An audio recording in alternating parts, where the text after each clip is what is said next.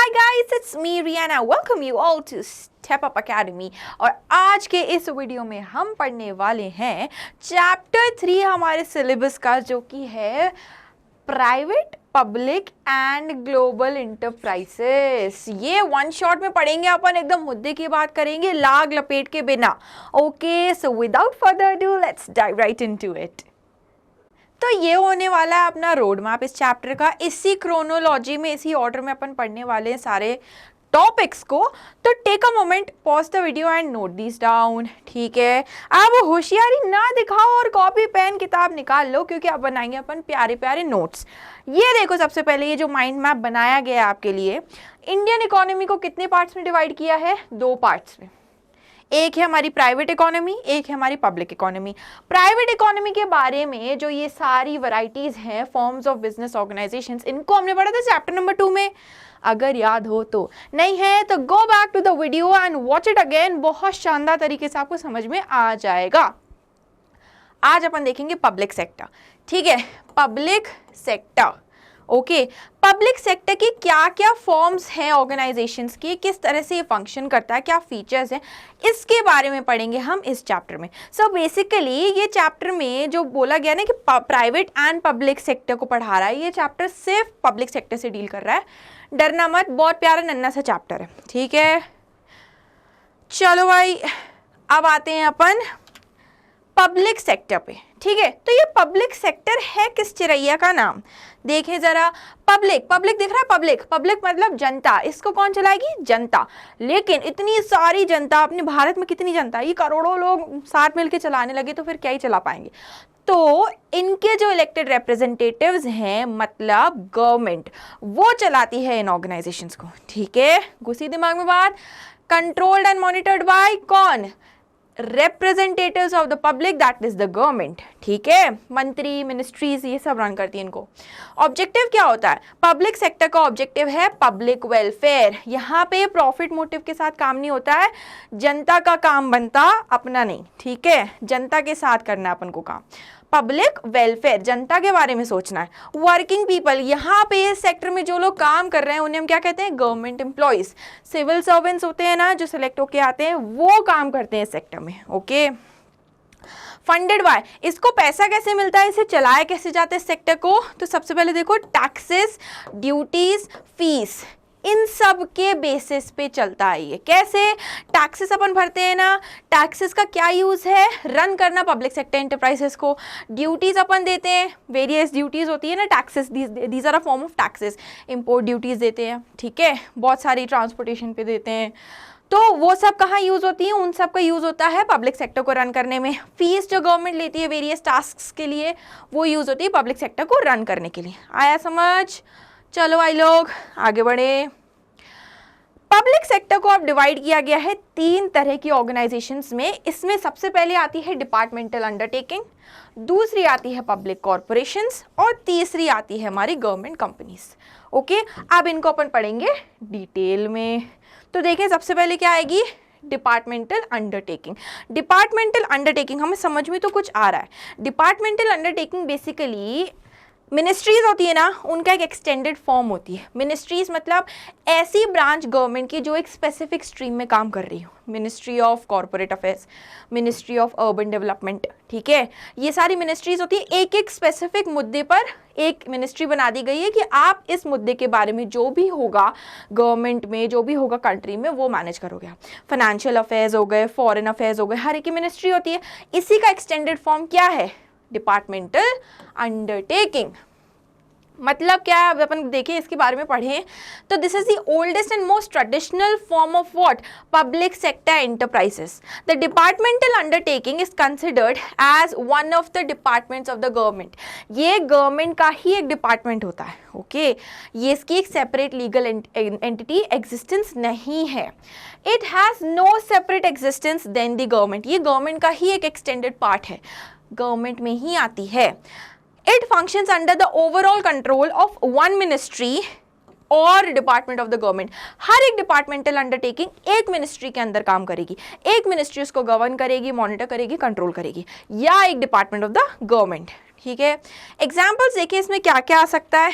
Departmental undertaking में क्या आएगा, रेलवेज आ जाएंगे आपके, डिफेंस ऑर्गेनाइजेशंस जो आर्मी के लिए इक्विपमेंट्स बना रही है, वेपन्स बना रही है, टूल्स बना रही है, ठीक है, पोस्ट या डिफेंस हमारी आर्मी ही, ठीक है, एक ऑर्गेनाइजेशन हो गई, post and telegraphs, okay, broadcasting, telephone services etcetera, ये सारी सर्विसेज, ये सारी फर्म्स, ये ऑर्गेनाइजेशंस, फर्म्स तो नहीं, ऑर्गेनाइजेशंस कहाँ आती हैं, पब्लिक सेक्टर इंटरप्राइजेस में, ओके, क्योंकि इन्हें कौन गवर्न कर रहा है, एक मिनिस्ट्री ऑफ द गवर्नमेंट। अब इसके जरा फीचर्स देखें क्या क्या होते हैं। तो सबसे पहले देखो कंट्रोल कौन करता है, they operate under the overall control of one of the ministries of central और स्टेट गवर्नमेंट, ठीक है, सेंट्रल या स्टेट गवर्नमेंट की एक मिनिस्ट्री के अंडर एक ऑर्गेनाइजेशन क्या करती है, वर्क करती है, उसको गवर्न कौन कर रहा है, एक मिनिस्ट्री या एक डिपार्टमेंट, किसका, सेंट्रल या स्टेट गवर्नमेंट का।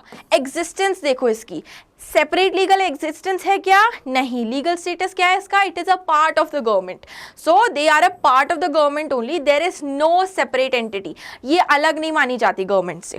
फंड कौन करता है इसको, these are financed from the annual budget of the government, जो हमने टैक्सेस ड्यूटीज वगैरह पढ़ी थी ना, उससे वो रेवेन्यू है गवर्नमेंट का, रेवेन्यू से क्या बनेगा, बजट, बजट में से फाइनेंस मिलता है इन सारी अंडरटेकिंग्स को, पब्लिक सेक्टर अंडरटेकिंग्स, PSUs कहते हैं इन्हें, ठीक है। नेक्स्ट स्टाफ, इसमें काम कौन करता है, तो सिविल सर्वेंट्स काम करते हैं, ठीक है, जिन्हें रिक्रूट और कंपनसेट करते हैं हम किस तरह से, सिविल सर्वेंट्स के जो नॉर्म्स बने, रूल्स बने सिस्टम पे, उसके बेसिस पे, ठीक है, सबके लिए एक साथ चलता है ये। अब इसके देखिए मेरिट्स, किस जगह पे कहाँ फायदेमंद होता है एक पब्लिक सेक्टर अंडरटेकिंग बनाना। सबसे पहले तो वहां पे जहां पे इजी फॉर्मेशन चाहिए होता है, यहाँ पे कंपलसरी नहीं है कि रजिस्ट्रेशन होना चाहिए पब्लिक सेक्टर अंडरटेकिंग का, ठीक है, तो फॉर्मेशन इजी हो गया, कोई आपको माथापच्ची नहीं करनी है, यहाँ पे कोई लेंदी प्रोसेस नहीं होता। इफेक्टिव कंट्रोल चाहिए आपको, अब क्योंकि गवर्नमेंट की एक मिनिस्ट्री कंट्रोल कर रही है तो सोचो किस लेवल का कंट्रोल होता होगा, और क्योंकि एक ही मिनिस्ट्री कर रही है, अपन आगे पढ़ेंगे कक्षा 12वीं में, एक प्रिंसिपल है जिन्हें एक महाशय ने दिया है जिनका नाम है टेलर, उन्होंने ये कहा है वन कमांड, ठीक है, यूनिटी ऑफ कमांड, एक बॉस होना चाहिए, एक बॉस एक कमांड देगा। अब सोचो एक मिनिस्ट्री एक ऑर्गेनाइजेशन को रन कर रही है तो कितना इफेक्टिव होगा, क्या उसका कंट्रोल, कितने अच्छे से वो एफिशिएंटली कंट्रोल रख पाएगी। ऑप्टिमम यूटिलाइजेशन ऑफ फंड्स, अब क्योंकि सब कुछ मॉनिटर गवर्नमेंट कर रही है तो सोचो अगर गवर्नमेंट पैसा दे रही है, गवर्नमेंट मॉनिटर कर रही है, गवर्नमेंट देख रही है कि कहाँ आप पैसा लगा रहे हो, कितना अच्छा क्या होगा, efficiently monitoring of funds, optimum utilisation करने पे वो फोर्स हो जाएगी ऑर्गेनाइजेशन, हमें अपना पैसा सही जगह पे कम कॉस्ट के साथ ज़्यादा फायदे में लगाना है। अकाउंटेबिलिटी, अब क्योंकि गवर्नमेंट मॉनिटर कर रही है सब कुछ, गवर्नमेंट देख रही है सब कुछ, तो अकाउंटेबिलिटी एफिशिएंट रहेगी। यहाँ पे आंसरेबल किसको है, गवर्नमेंट को है, तो ऑडिट हो रही है या कोई भी ऑपरेशन हो रहा है उसको आंसर कहाँ करना है, मेन गवर्नमेंट या मिनिस्ट्री में, इस ऑर्गेनाइजेशन के डिपार्टमेंट हेड्स को, ओके, तो अकाउंटेबिलिटी रहती है यहाँ पे। सीक्रेसी, क्योंकि गवर्नमेंट जो प्लीज आती है ना कि हमें जानना है, ये जानना है, तो PSUs में वो रिजेक्ट कर सकती है प्लीज को, जो कॉमन पीपल देते हैं ना प्लीज, तो उन प्लीज को रिजेक्ट करने का पूरा अधिकार रखती है गवर्नमेंट, इसीलिए सीक्रेसी भी मेंटेन कर पाती हो। डिफेंस से रिलेटेड हुआ, सोचो डिफेंस में कितना सीक्रेट कॉन्फिडेंशियलिटी का काम होता है, ठीक है, तो गवर्नमेंट को पूरा अधिकार है कि हमें नहीं बताना डेटा के बारे में कि ऑर्गेनाइजेशन में क्या चल रहा है, तो सीक्रेसी अगर चाहिए तो पब्लिक सेक्टर अंडरटेकिंग बना लो। नेक्स्ट आते हैं अपन डीमेरिट्स पे, ठीक है, इसके कुछ डीमेरिट्स भी हैं, नुकसान भी है पब्लिक सेक्टर अंडरटेकिंग के। सबसे पहले इनफ्लेक्सिबिलिटी, क्योंकि ये गवर्नमेंट की मिनिस्ट्री का एक पार्ट होता है तो इनफ्लेक्सिबिलिटी रहती है, यहाँ पे आप फॉन्डली या फ्रीक्वेंटली चेंज नहीं कर सकते हो, जैसा ऑपरेशन चल रहा है, जैसा प्री डिसाइडेड है, प्री डिफाइंड है, उसी तरह से ऑपरेशंस होंगे, उसी तरह से पूरा काम चलेगा, ओके। लैक ऑफ मोटिवेशन, अब देखो क्योंकि फंड्स आ रहे हैं गवर्नमेंट के रेगुलरली, ठीक है, जो भी लॉसेस होते हैं और खाना पूर्ति कौन कर रहा है, उसकी गवर्नमेंट कर रही है, तो एम्प्लॉयज़ में ना मोटिवेशन सा नहीं रहता है कि हम अगर डायरेक्टली अपना एफर्ट्स डालेंगे और डायरेक्टली उसका कनेक्शन रेवेन्यू जनरेशन से होगा तब तो हम इंसेंटिव डालें, लेकिन यहाँ पे कोई डायरेक्ट रिलेशन है ही नहीं, तो जो इंसेंटिव होता है, मोटिवेशन होता है एम्प्लॉयज़ में, वो आता ही नहीं है, ठीक है। फंड्स अगर लॉस में जा रही है कोई पब्लिक सेक्टर अंडरटेकिंग तो गवर्नमेंट उसे फंड कर देगी, फिर से प्रॉफिट में ले आएगी। तो इस तरह से जो मोटिवेशन है या लैक ऑफ इंसेंटिव है वो प्रिवेल करता है इन ऑर्गेनाइजेशंस में। Lack of financial autonomy, autonomy मतलब खुद को गवर्न करने की शक्ति, पार। ओके, तो यहाँ पे फाइनेंशियल ऑटोनॉमी नहीं होती है। क्यों? क्योंकि फंडिंग गवर्नमेंट से आ रही है, बजट से आ रही है, एनुअल बजट से। कौन रख रहा है पूरे फंड पे नजर? गवर्नमेंट रख रही है, ठीक है। तो वो ऑर्गेनाइजेशन खुद की फंडिंग, कहाँ रेवेन्यू डालना है, कहाँ से लेना है, किस तरह से ग्रो करे, खुद डिसाइड नहीं कर सकती। ओके, मिनिस्ट्रीज डिसाइड करेगी, डिपार्टमेंट्स डिसाइड करेंगे, गवर्नमेंट डिसाइड करेगी, ऑर्गेनाइजेशन के हेड्स डिसाइड नहीं कर सकते। इनएफिशिएंट मैनेजमेंट, अब क्योंकि लोगों के पास देखो मोटिव नहीं है कि वो एफर्ट फुल ऑन डालें, ठीक है, मोटिव नहीं है तो प्रोडक्टिविटी बढ़ेगी नहीं, प्रोडक्टिविटी बढ़ेगी नहीं तो एफिशिएंसी कहाँ से आएगी? आप एफिशिएंसी नहीं आएगी तो आपका मैनेजमेंट है वो इनएफिशिएंट होने लगेगा, क्योंकि कोई इंसेंटिव ही नहीं है ना यहाँ पे। Red tapism and bureaucracy, red tapism and bureaucracy means delay and decision making. Decisions लेने में जो डिले होता है वो यहाँ सबसे ज़्यादा देखा जाता है। क्यों? क्योंकि यहाँ पे बहुत फॉर्मेलिटीज़ में उलझे रहते हैं हमारे जो वर्कर्स हैं, जो स्टाफ है, जो इन ऑर्गेनाइजेशंस में काम कर रहे हैं, वो इतनी सारी फॉर्मेलिटीज़ में एंगेज रहते हैं कि एक डिसीजन लेने के लिए उनको कई लेवल्स में से गुजरना पड़ता है, कई फॉर्मेलिटीज़ पूरी करनी पड़ती, फिर जाके वो डिसीजन ले पाते हैं। तो इससे डिले हो जाता है डिसीजन मेकिंग में। That is red tapism and bureaucracy. Next देखें अपन पब्लिक सेक्टर इंटरप्राइज में अपन ने कर लिया अब डिपार्टमेंटल अंडरटेकिंग। अब कहां पे आएंगे अपन? Public corporations. नोट्स बनाते जाओ, ठीक है। पब्लिक कॉरपोरेशंस, अब ये क्या चीज है? तो public corporation, read with me, इसे और क्या कहते हैं? Statutory corporation.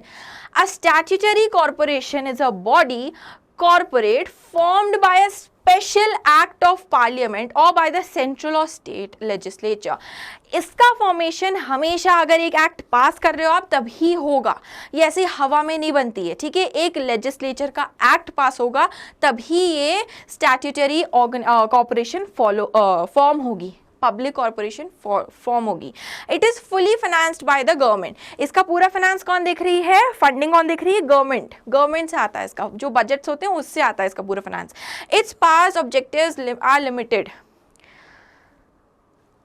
पावर्स लिमिटेड नहीं है, जो लिमिटेशंस हैं वो प्री डिफाइंड रहती हैं, प्री डिसाइडेड रहती हैं। किसमें? एक स्ट्रक्चर्ड एक्ट में, लेजिस्लेचर के, जो इसे डायरेक्ट करता है फॉर्मेशन की तरफ, ठीक है। तो जिस एक्ट से ये बनी है ना, उसी एक्ट में पूरा फ्रेमवर्क लेड आउट रहता है कि ये पावर्स होंगी, ये आप काम कर पाओगे, ये ऑपरेशंस रहेंगे, ये ऑब्जेक्टिव्स हैं, ये मोटिव्स हैं। फ्रीक्वेंटली आप चेंज नहीं कर सकते इसको। अब इसके अपन मेरिट्स और डीमेरिट्स पे नजर डालने जल्दी से। अच्छा, पहले एग्जाम्पल्स देखो। एग्जाम्पल्स क्या है? Indian airlines, air India, state bank of India, SBI, है ना, LIC, life insurance corporation of India, food corporation of India, FCI, ONGC, oil natural gas corporation. ये सब जो कॉर्पोरेशंस हैं वो किस में आती हैं? पब्लिक कॉर्पोरेशंस में या स्टैट्यूटरी कॉर्पोरेशंस में। इन सब को बनाने के पीछे कभी ना कभी एक एक्ट पास किया गया था, उस एक्ट के बलबूते ये ऑर्गेनाइजेशंस हुई हैं फॉर्म।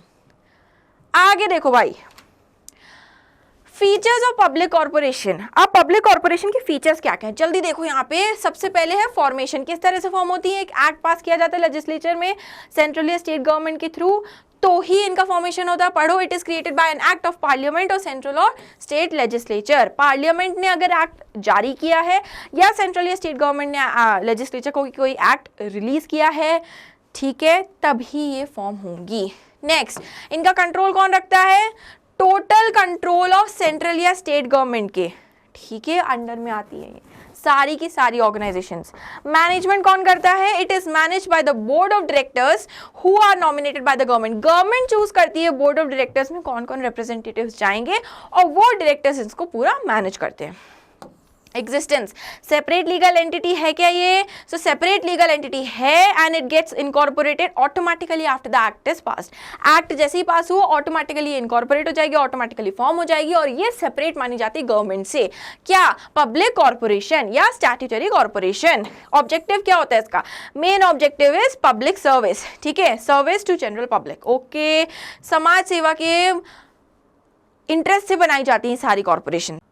अब देखिए अपन कि मेरिट्स क्या है, फायदे क्या होते हैं एक पब्लिक कॉर्पोरेशन बनाने के।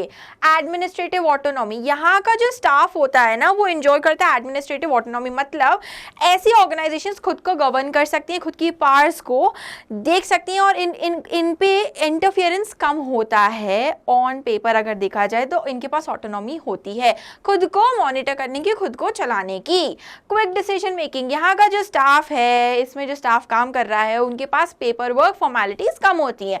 कि अब पेपर वर्क और फॉर्मेलिटीज कम है मतलब कोई भी डिसीजन लेने में तेजी आएगी, जल्दी से डिसीजंस ले लिए जाएंगे। ओके, सर्विस मोटिव, इस इनका मोटिव क्या होता है, पब्लिक को सर्व करना, क्योंकि अपन ने एग्जांपल देखे थे ना, ओएनजीसी हुआ, ठीक है, फिर आपका एलआईसी हुआ, ये सब क्या कर रहे हैं, प्रॉफिट मोटिव से काम नहीं कर रहे हैं, ये पब्लिक को सर्व कर रहे हैं कि हम आपको सर्विसेज दे रहे हैं at the most efficient prices, आप हमें थोड़ा सा फीस दो, आप हमें थोड़ा सा प्रीमियम दो, आप हमें थोड़ा से एनीथिंग इन रिटर्न दो और हम आपको बेस्ट सर्विसेज अवेल कराएंगे, एज कंपेयर टू कौन सी, प्राइवेट सेक्टर, जो कि इनसे कंपीट ही नहीं कर सकती हैं।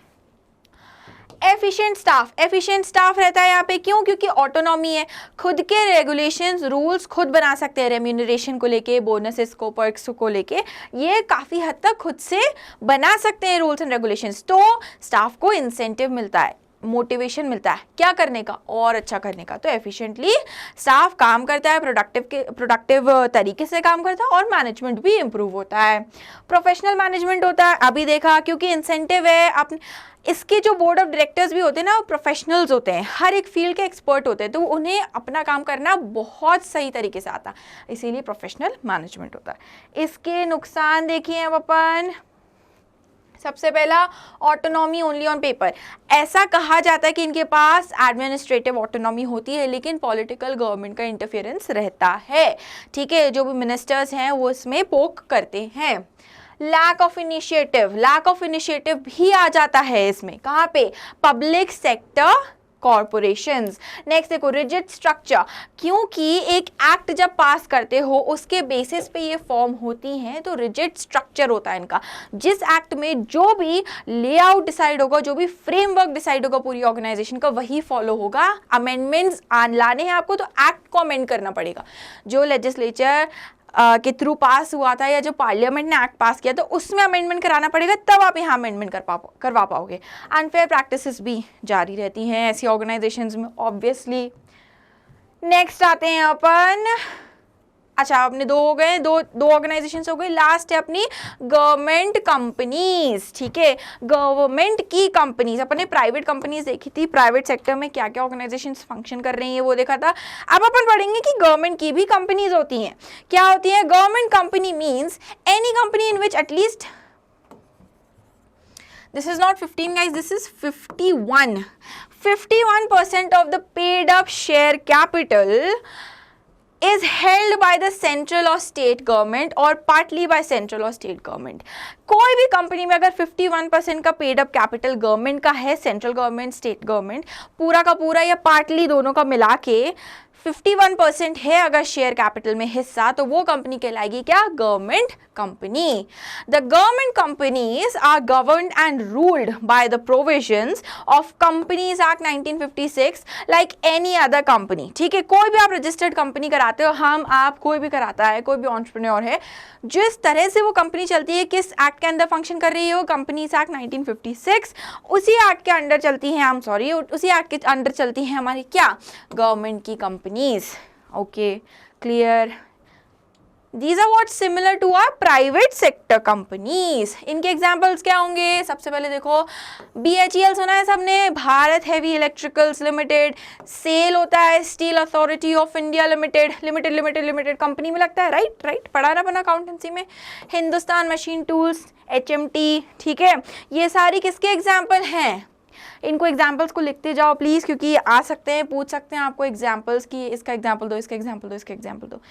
किसके एग्जाम्पल है, ये गवर्नमेंट कंपनीज के एग्जाम्पल हैं। अब जल्दी से फीचर्स देख लो, इसके काफी सारे फीचर्स हैं। सबसे पहले फॉर्मेशन कब होता है गवर्नमेंट कंपनी का, it gets incorporated under the companies act 1956 and all the provisions of this act are applicable on a government company. इस एक्ट के सारे प्रोविजंस एक गवर्नमेंट कंपनी पे अप्लाई होंगे, एप्लीकेबल हैं। और किस तरह से इनकॉर्पोरेट होगी, इस एक्ट में जो प्रोसीजर दिया है उस सेम प्रोसीजर के थ्रू इनकॉर्पोरेशन होता है गवर्नमेंट कंपनीज का। ओनरशिप, ओनरशिप इसे ओन कौन करता है? सो होली और partly owned by central, owned by the government, central या स्टेट गवर्नमेंट, ठीक है। The share capital of these companies is owned by the government. जो शेयर कैपिटल है इन द नेम, देखो अब इनका समझो, जो 51% शेयर कैपिटल होना चाहिए कंपनी का, तभी वो एक गवर्नमेंट कंपनी कहलाएगी। तो ये जो शेयर कैपिटल है ये गवर्नमेंट ऑफ इंडिया खरीदती है, किसके या ओन करती है किसके नेम में? प्रेसिडेंट ऑफ इंडिया के नेम में। ओके, सो ये पूरा शेयर कैपिटल किसके नाम पे लेती है? Government of India, president of India के नाम पे। मैनेजमेंट, इसे मैनेज कौन करता है? So manage by board of directors nominated by the government and other share holders. जो बाकी शेयर होल्डर्स हैं वो सिलेक्ट करते हैं रिप्रेजेंटेटिव्स जो कि बोर्ड ऑफ डायरेक्टर्स में बैठते हैं, और बोर्ड ऑफ डायरेक्टर रन करता है पूरी ऑर्गेनाइजेशन को, मैनेज करता है। एग्जिस्टेंस क्या सेपरेट लीगल एंटिटी है? बिल्कुल है, क्योंकि कंपनी की सेपरेट लीगल एंटिटी होती है, गवर्नमेंट कंपनी भी एक कंपनी है। Has a separate legal entity and can buy and sell property in its own name। Company के नाम से आप प्रॉपर्टी को खरीद सकते हो, बेच सकते हो, यहाँ पे कोई भी इंटरफियर नहीं कर सकता एक पर्सनल इंडिविजुअल आके। कंट्रोल कौन करता है? It is subject to this is ministerial. Okay guys, ministerial control रहता है यहाँ पे, ठीक है। The concern ministry appoints directors and the director supervise the companies. जैसे BHEL, ठीक है, या सेल, कोई भी कंपनी उठा लो, ये जिस मिनिस्ट्री से कंसर्न या रिलेटेड है वो मिनिस्ट्री अपॉइंट करेगी बोर्ड ऑफ डायरेक्टर्स को, और वो बोर्ड ऑफ डायरेक्टर्स सुपरवाइज करेंगे पूरी ऑर्गेनाइजेशन को। मतलब इसका कंट्रोल किसके हाथ में? उस कंसर्न मिनिस्ट्री के हाथ में। मिनिस्टेरियल कंट्रोल रहता है इन ऑर्गेनाइजेशंस पर। Financial autonomy, A government company can raise funds, ठीक है, गवर्नमेंट कंपनी फंड्स खुद से रेज कर सकती है और उन फंड्स को अपनी ग्रोथ और एक्सपेंशन के लिए फ्री टू यूज कहीं भी कर सकती है। कोई इंटरफेरेंस नहीं है, कोई रेस्ट्रिक्शंस नहीं होते हैं गवर्नमेंट कंपनी पे। किस मामले में? फंड्स को ग्रोथ और एक्सपेंशन के मामले में यूज करने के लिए। ओके, ये हो गया अपना फीचर्स खत्म। एडवांटेजेस क्या है गवर्नमेंट कंपनी बनाने के? तो सबसे पहले देखो एडमिनिस्ट्रेटिव ऑटोनॉमी, अपन ये 2 बार से पढ़ते आ रहे हैं। एडमिनिस्ट्रेटिव ऑटोनॉमी होती है खुद से खुद की चीज़ें मॉनिटर कर सकती है, अपने अफेयर्स को खुद से मैनेज करती है। नेक्स्ट, ग्रेटर फ्लेक्सिबिलिटी, क्योंकि this is a form of company, यहाँ पे चेंजेस लाना इज ईजियर। यहाँ पे कोई प्री डिफाइंड एक फ्रेमवर्क नहीं है, कोई एक्ट के थ्रू पास नहीं हुई है, या किसी मिनिस्ट्री का एक्सटेंडेड फॉर्म नहीं है कि आप चेंज नहीं कर सकते। This is a form of a company. Company में जब चाहे आप वोटिंग करवा लो, वोटिंग के थ्रू आप चेंजेस ले आओ, ठीक है। वोटिंग किसकी? जो शेयर होल्डर्स हैं। एफिशिएंट स्टाफ एफिशिएंट रहता है, क्यों? क्योंकि स्टाफ के पास क्या रहता है? इंसेंटिव रहता है।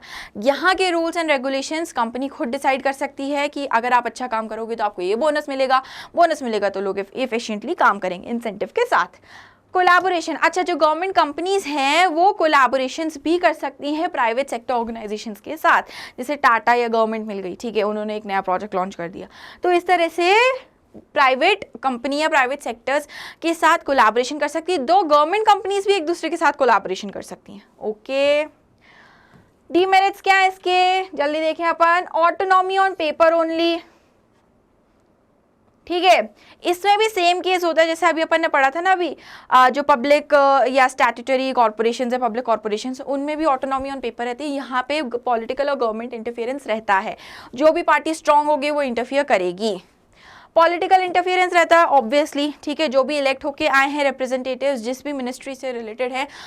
अब क्योंकि कंट्रोल किसके हाथ में? मिनिस्ट्री के हाथ में। मिनिस्ट्री में आए नए लोग इलेक्ट होके, तो जो लोग आए हैं वो इसको भी इम्पैक्ट करेंगे। Board packed with government representatives, जो बोर्ड ऑफ डायरेक्टर्स होता है उसमें क्या रहते हैं?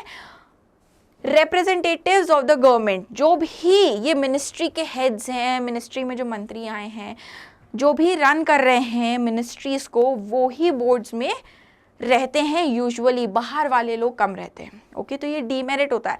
क्यों? क्योंकि आप मिनिस्ट्री से कंसर्न्ड हो, आप मिनिस्ट्री के ही बंदे अपॉइंट कर रहे हो, तो एक तो देखो आपका स्पेक्ट्रम नैरो हो गया, आपके पास आइडिया सिर्फ उतने ही आएंगे। दूसरा, मैल प्रैक्टिसेस जो होती हैं, ठीक है, वो होना शुरू हो जाती है, करप्शन बढ़ता है, बहुत सारे रीजंस हैं यहाँ पे। तो ये हो गए डिसएडवांटेजेस ऑफ गवर्नमेंट कंपनीज। अब अपन ने कर ली हैं तीनों sorts of organisations falling under the public sector. बहुत बढ़िया, हैंग इन देयर गाइस, अपन चैप्टर बस खत्म करने ही वाले हैं बहुत जल्दी। अब इन तीनों सेक्टर्स, इन तीनों ऑर्गेनाइजेशन, इन तीनों फॉर्म्स के बीच में अपन देखते हैं जल्दी से डिफरेंस। सबसे पहले देखो formation, public sector departmental undertaking क्या होता है? It is formed by the ministry as a department of government. ठीक है, ये गवर्नमेंट का ही एक डिपार्टमेंट होता है, बनाता कौन है? मिनिस्ट्री। यहाँ देखो पब्लिक कॉर्पोरेशन में क्या होता है? It is formed by passing a special act in the parliament और स्टेट लेजिस्लेचर। ठीक है, अगर पार्लियामेंट एक्ट पास कर रहा है, स्टेट या सेंट्रल गवर्नमेंट लेजिस्लेचर के थ्रू एक एक्ट पास करे तो ये फॉर्म होती है क्या? Public corporations. गवर्नमेंट कंपनीज का फॉर्म होती हैं, रजिस्टर होती हैं under the companies act 1956।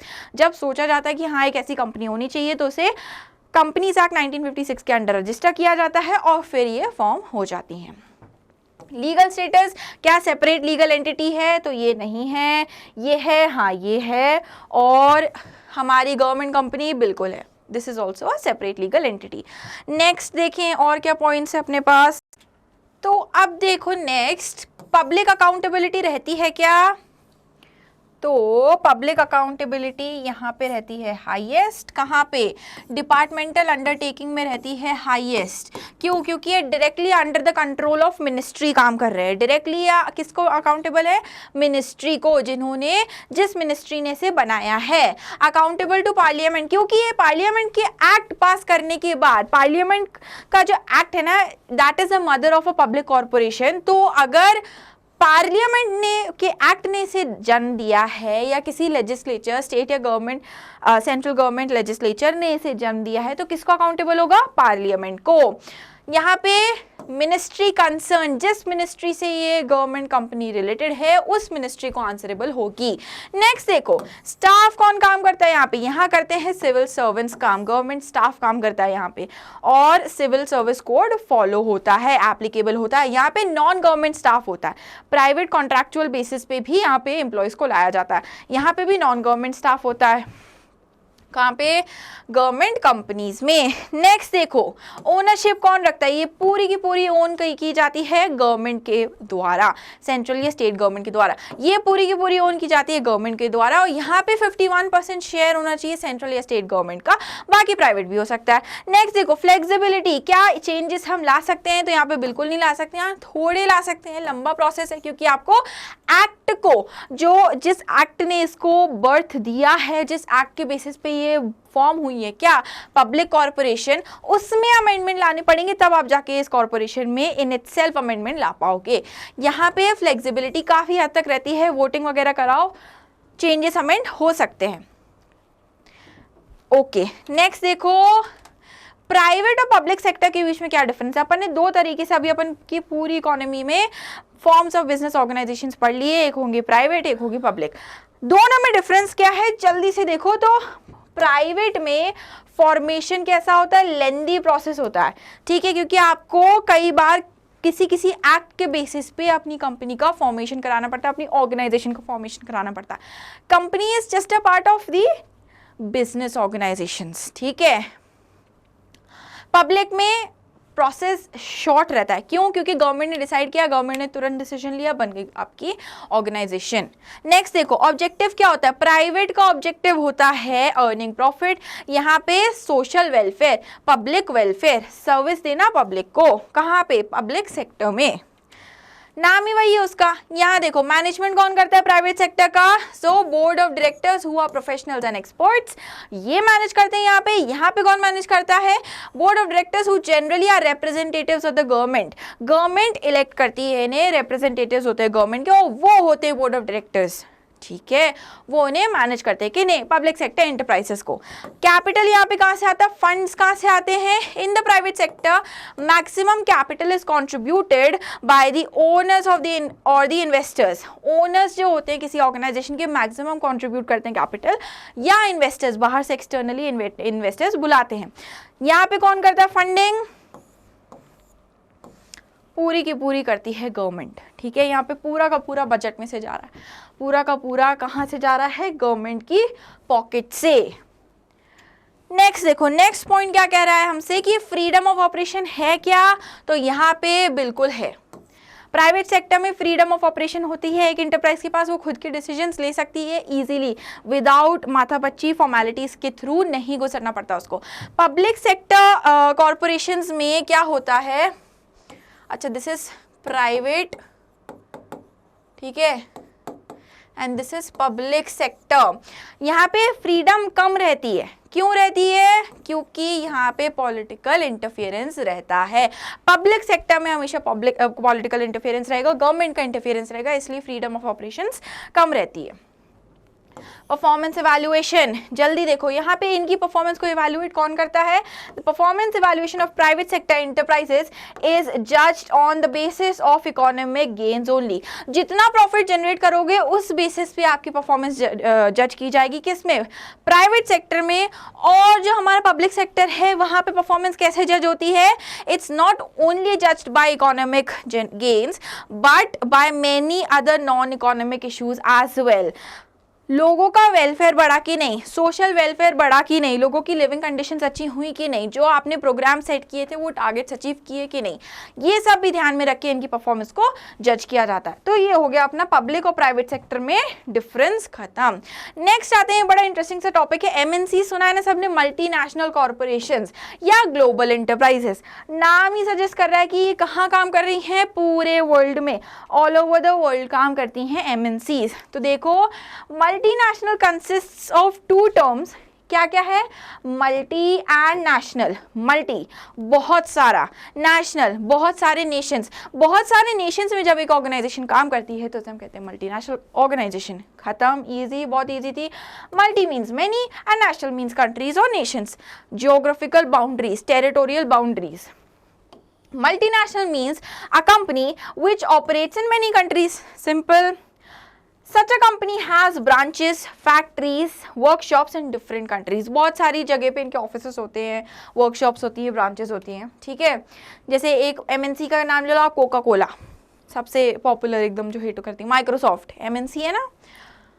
Features क्या क्या है, कैरेक्टरिस्टिक्स देखो, ये जायंट साइज पे काम करती है। अब सोचो एक कंपनी जो हर एक कंट्री में अपनी ब्रांच खोलने की ताकत रख रही है, उसके पास कितनी फाइनेंशियल स्टेबिलिटी होगी, क्या फंड्स होंगे उसके पास, करोड़ों अरबों की कंपनी होगी वो। तो ये कितने स्केल पे खेलते हैं, सबसे लार्ज स्केल पे खेलते हैं, जायंट ह्यूज साइज रहता है, एम्प्लॉयज बहुत रहते हैं, प्रोडक्ट्स बहुत रहते हैं, फंड्स बहुत रहते हैं। इंटरनेशनल ऑपरेशन चलते हैं, बहुत सारी कंट्रीज में ये काम करते हैं, बहुत सारे जोग्राफिकल एरियाज में ये काम करते हैं, इंटीग्रेट करते हैं अपने एफर्ट्स को, हर एक जगह पे काम करते हैं इंटरनेशनली। प्रोफेशनल मैनेजमेंट, अब इतनी बड़ी स्केल पे अगर कंपनी काम कर रही है तो किस तरह के लोगों को हायर करेगी, वो अटमोस्ट प्रोफेशनल इंटेलेक्चुअल पावर्स के लोगों को, ठीक है। तो इनका मैनेजमेंट क्या रहता है, अटमोस्ट एफिशिएंसी के साथ सबसे बेहतरीन प्रोफेशनल मैनेजमेंट होता है। यहाँ देखो ओलिगोपोलिस्टिक पावर्स, ठीक है, ये ओलिगोपोली इज अ क्या है, it is a form of market, ठीक है। ओलिगोपोलिस्टिक मतलब यहाँ पे कंपटीशन तो रहता है लेकिन कम फर्म्स रहती हैं एक मार्केट में, जो कंपेटिटर्स हैं वो कम होते हैं। जैसे आप सोचो माइक्रोसॉफ्ट के लेवल का कितनी कंपनीज होंगी, एक दो ही कंपनीज होगी, ठीक है। अब जैसे मेटा, फेसबुक, ठीक है, मेटा ने अब सबको खरीद लिया, जो भी इसके कंपेटिटर्स थे, जो भी और सोशल मीडिया एप्स थे, ठीक है, कम्युनिकेशन एप्स, उसको खरीद लिया तो उसने अपने कंपेटिटर्स ही खत्म कर लिए। तो ऐसी इंडस्ट्री जहाँ पे कंपेटिटर्स तो हैं लेकिन हैंडफुल काउंटेबल कंपेटिटर्स है, वो होती है ओलिगोपोलिस्टिक इंडस्ट्री। तो यहाँ पे ओलिगोपोलिस्टिक पावर्स होती हैं।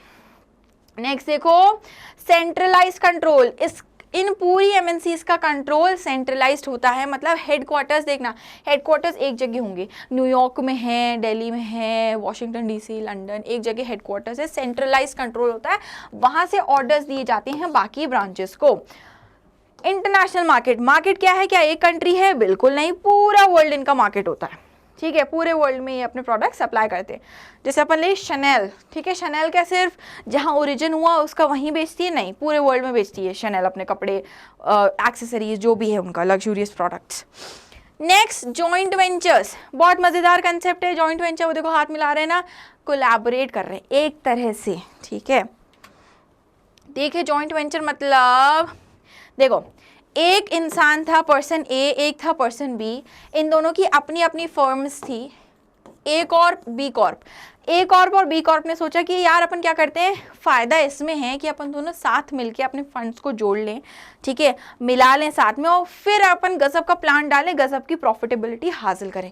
तो इनने बना दी ए बी कॉर्प। ये क्या हो गया, एक जॉइंट वेंचर, साथ में मिलके इन्होंने एक एस्टैब्लिशमेंट रखी, ठीक है। बहुत ही मोटा मोटी एक्सप्लेनेशन था ये। अब अपन देखिए इसका मीनिंग क्या है। सो व्हेन टू और more firms join together to establish a new partnership या new enterprise, then it is known as a joint venture. Form of partnership कह सकते हो, दो या दो से ज्यादा जब लोग या फर्म्स आके एक नई फर्म बनाते, एक नई कंपनी बनाते, तो उसे हम कहते हैं joint venture. The two firms contribute capital, दोनों फर्म्स क्या करती हैं, अपना अपना पैसा लगाती हैं, and participate in management of the enterprise, और दोनों का ही मालिकाना हक रहेगा क्योंकि दोनों ने कैपिटल लगाया, तो दोनों ही मैनेजमेंट में पार्टिसिपेट भी करती हैं।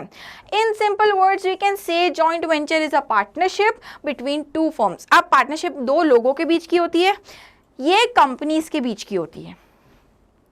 ओके, नेक्स्ट देखिए एग्जाम्पल क्या है जॉइंट वेंचर्स के। Tata iron and steel company, इन्होंने किसको ज्वाइन किया था, IPCOL, ये गवर्नमेंट की ऑर्गेनाइजेशन थी, to promote IPI Tata sponge iron limited, ठीक है। ये एक स्पेसिफिक प्रोजेक्ट को टारगेट करके स्पंज आयरन, ठीक है, एक फॉर्म होता है आयरन का, उसको प्रोड्यूस करने के लिए दोनों ने साथ में हाथ मिलाया और उन्होंने कहा कि चलो यार अपन दोनों कंपनी साथ में मिलकर काम करती हैं, अच्छे से कर पाएंगे, ठीक है। जैसे यहाँ पे देखो Tungabhadra industries limited of India and Yamaha motors company limited of Japan, इन्होंने जॉइंट वेंचर बनाया था, क्यों, to form Birla Yamaha limited, ठीक है। इन्होंने दो एग्जिस्टिंग एस्टैब्लिशमेंट्स ने साथ मिलके एक नई एंटरप्राइज खड़ी करी। एक पर्पस हो सकता है पर्पस ना भी हो, उन्होंने कहा कि ठीक है आपका काम हमारा काम सिमिलर है, चलो कंपटीशन को एलिमिनेट करते हैं, साथ में मिलके काम करते हैं, प्रॉफिट को बांट लेंगे, ठीक है, तब बनता है एक जॉइंट वेंचर। फीचर्स क्या है जॉइंट वेंचर के, जल्दी से देखो तो सबसे पहले रिड्यूसेस कंपटीशन, आपने अपने कंपेटिटर से ही हाथ मिला लिया तो कंपटीशन रिड्यूस हो गया, रिड्यूसेस रिस्क, रिस्क कम हो जाता है क्योंकि रिस्क बट जाता है, आप पे पूरा पूरा भार नहीं आएगा रिस्क पे, वो डिस्ट्रीब्यूट हो जाएगा जितने भी वेंचर्स मिले हैं साथ में। लार्ज कैपिटल, बहुत सारे वेंचर्स साथ में मिलके आए तो दिल पूल देयर कैपिटल, दिल pool there funds together. Better competence, ठीक है, मैनेजमेंट अच्छा होगा, एक दूसरे से कंपैटिबिलिटी आएगी, कॉम्पिटेंस आपका अच्छा होता जाएगा। रिड्यूसेस कॉस्ट कटिंग होगी यहाँ पे, क्यों, क्योंकि देखो हर एक वेंचर अपना आइडिया लगाएगा, अपना मशीनरी का प्लांट का, ठीक है, एस्टैब्लिशमेंट लाएगा, रिसर्च करेगा हर एक वेंचर, और उसमें से आप बेस्ट क्या चूज कर सकते हो, ऑप्शन। हर एक जगह पे आप अगर यही करोगे तो कॉस्ट कटिंग होगी। एडवांस टेक्नोलॉजीज, अब आपके पास इतना फंड आएगा तो आप best of the best technology ला सकते हो सकता है दूसरा वेंचर जब आपको ज्वाइन करे best of the best technology अपनी ही लेके आ जाए, तो आपको भी उसका फायदा मिल जाएगा। ये हो गए फीचर्स, हाँ ठीक है। अब ये अपना लास्ट कंसेप्ट इस चैप्टर का, देखा नन्ना सा चैप्टर था ना, लाइक आई प्रॉमिस, ठीक है। तो ये जो पब्लिक प्राइवेट पार्टनरशिप है, ये है नया कंसेप्ट, इसे हम कहते हैं P⁻³ या P³ या P या P3, ठीक है। ये P3 क्या है, नाम से ही थोड़ा अपन को आइडिया लग रहा है, पब्लिक प्राइवेट पार्टनरशिप। दोनों ही सेक्टर्स के बीच में क्या करा रहे हो आप, पार्टनरशिप करा रहे हो। देखो यहाँ पे क्या लिखा है, read with me, public private partnership describes a government sector और अ प्राइवेट बिजनेस वेंचर। जब ये दोनों सेक्टर के कुछ वेंचर्स, दो से ज्यादा वेंचर्स साथ में मिलकर काम करते हैं, तब बनता है एक PPP, okay, which is funded and operated through a partnership of government and one और मोर प्राइवेट सेक्टर कंपनीज। गवर्नमेंट और प्राइवेट सेक्टर कंपनीज दोनों मिलकर इसे मैनेज करती हैं और फंड करती हैं, ठीक है। It is also called PPP, P3 या P³। इसके जल्दी से अपन फीचर्स देखें क्या है, शॉर्ट नोट आ सकता है इस पे, तो अच्छे से इसको पढ़ लेना ध्यान से। एग्जाम्पल देखो, सबसे पहले एक कंस्ट्रक्शन करा रहे हो आप गवर्नमेंट हॉस्पिटल का, तो गवर्नमेंट क्या करेगी, कॉन्ट्रैक्ट दे देगी एक प्राइवेट पार्टी को कि भाई आप हमारा हॉस्पिटल बना दो, ठीक है। तो क्या हुआ, PPP, पब्लिक प्राइवेट पार्टनरशिप आई, ठीक है। हॉस्पिटल किसका बन रहा है, गवर्नमेंट का बन रहा है, बना कौन रहा है, प्राइवेट पार्टी बना रही है, ठीक है। अब जैसे हॉस्पिटल बन गया, इनको सौंप दिया, गवर्नमेंट को सौंप दिया, गवर्नमेंट पूरा खर्चा कर रही है चलाने का, किसको? हॉस्पिटल को। अब हॉस्पिटल में डॉक्टर्स ला रही गवर्नमेंट, ठीक है, और भी सर्विसेज चाहिए अपन को, जैसे कि हाउस कीपिंग चाहिए, साफ सफाई रखनी है, ठीक है, पेशेंट्स को इधर से उधर ले जाना है, सब कुछ करना है। वो कौन करेगा? एक प्राइवेट पार्टी को कॉन्ट्रैक्ट दे दिया कि आप हमें हाउस कीपिंग सर्विसेज प्रोवाइड कर दो।